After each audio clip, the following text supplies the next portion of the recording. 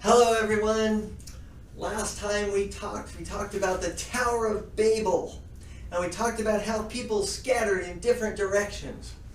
Where there was a group of people that moved into an area called Mesopotamia. That's a big word, Mesopotamia. And in particular, there was a city called Ur. Can you guys say that? Ur. Right? Well, there was a man there. His name was Abraham. Actually, his name was Abram to start, and God later changed it to Abraham. But his name was Abraham. We're just going to stick with that through this story. And one day, Abraham, maybe he was tending to his flocks, or he was working with his servants or people that he had, and he heard a voice. It was God. God was speaking to him. And you know, I don't think he was a stranger to God. I think he had learned about God from maybe his father or his grandfather Terah. But he recognized somehow that this voice that he was hearing was God. And God said something to him. God said, Abraham, I've got plans for you. I want you to move. Now I'm going to stop the story right there. I want to ask you guys, what would you feel if your parents came? What would you think if your parents came to you one day and they says, guess what everybody? We're moving. Would you be excited? Would you be happy? Would you be angry or sad or frustrated? Do you have friends in your neighborhood or friends nearby that you like to play with and do things with? What questions would you have? Where are we moving to? Maybe you'd be excited about it. That's cool. Where are we going to move to? I don't know. What do you mean? You don't know. Where are we moving to? We're going to move from this house and we're going to another house. What does it look like? Do I get my own bedroom? Are we going to get a dog at this new place? How many bedrooms? How big is it? Is it a big yard or are we in a neighborhood? I don't know. How can you not know? Wait a minute. Why do you say we're going to move if you don't even know where we're moving to? Well, God asked me to move. Okay, so where are we moving to? I don't know. Would that be strange? Would you start to get scared? Would you start to wonder, how can God ask us to move and not tell us where we're going to move to? I mean, what about your job? Are you going to keep your job? Do you have a new job? How can you move to somewhere where you don't even know where you're going? That's what God did with Abraham. God says, Abraham, I want you to move, and I'm going to tell you later where you're going to move to. Now, Abraham could have stuck his hands in his pockets and he could have started thinking, it's like, I don't know. I kind of like it here. I mean, look at the beautiful place that I live in, and I've got lots of goats and cattle and sheep and I've got people here, and but Abraham didn't do that. He heard the voice of God, and God says, I want you to move somewhere, and Abraham says, okay, let's go. So he started getting things ready to move.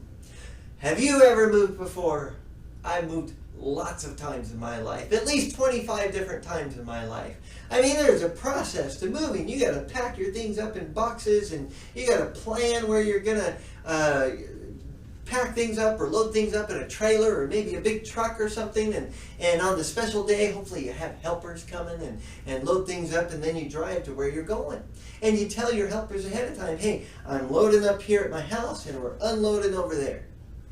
But this was a little different for Abraham.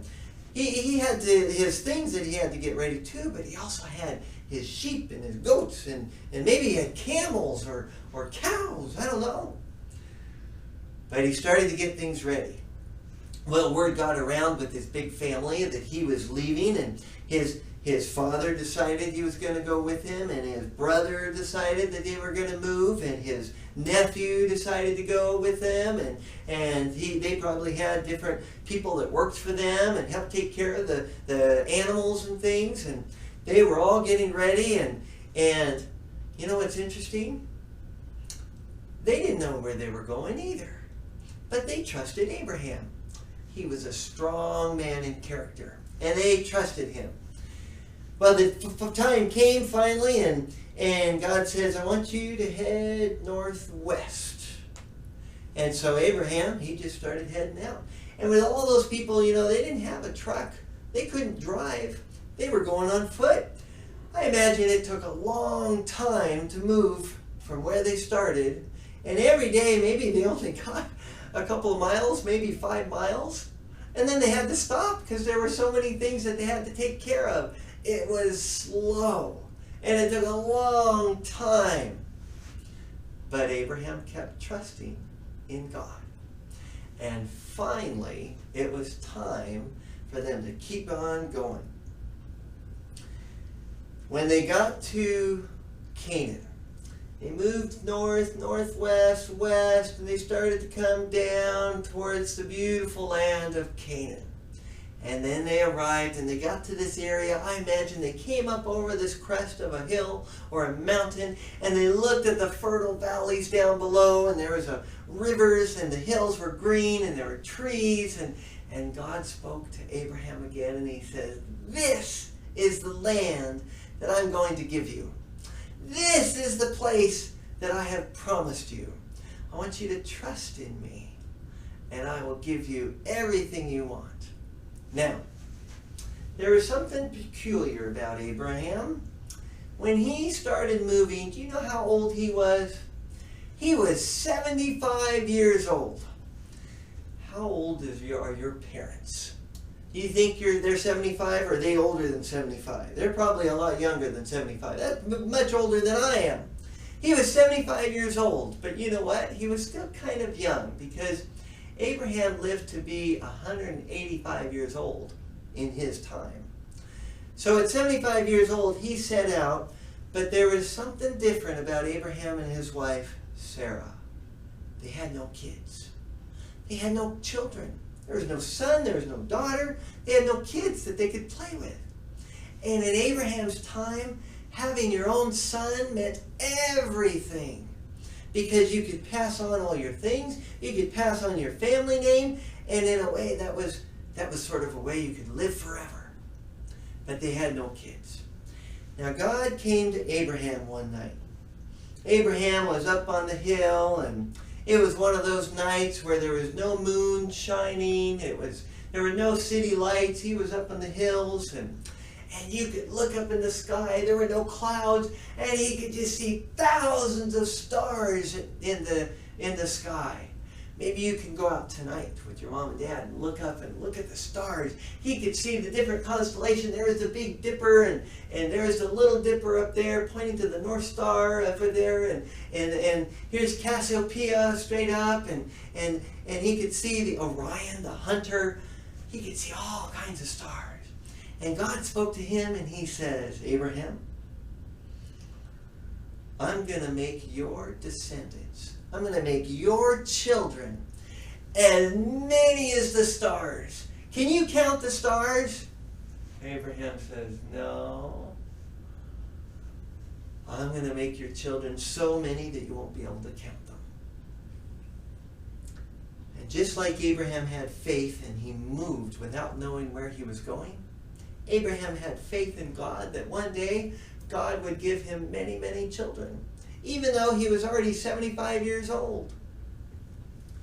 Well, they moved around a little bit in Canaan, and they settled on some beautiful places. There were pastures for all the animals that they had, and there were cities down below in the valleys, but Abraham liked to live up in the hills a lot better than down in the cities.